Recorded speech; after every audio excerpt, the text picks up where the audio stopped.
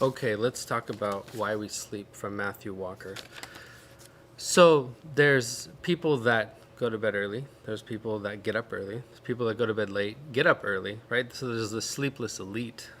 I used to think I was part of the sleepless elite, but I realized that I was probably shorting my last NREM cycle of sleep. And in the book, they've got some great graphs and stuff showing like you kind of just barely wake up, go back down, and maybe as somebody in the 30s and 40s, they can get 3 or 4 full cycles. But as you get older, you get fewer cycles.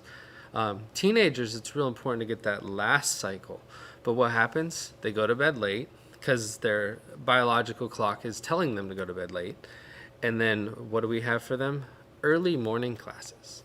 So for some kids, it's probably fine because they handle the morning fine, and then for some kids, it's late, and part of that is figuring that out. I really liked the point where he talked about drinking under the influence or being under the influence of drugs versus being deprived of sleep. And then what would happen if you mix those?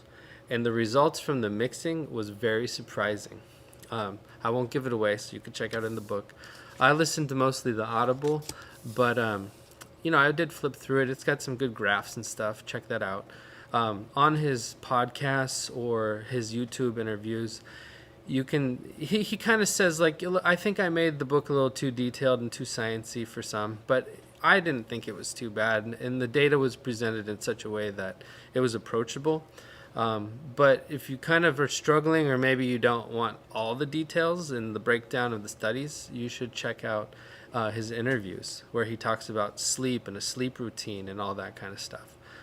So check that out.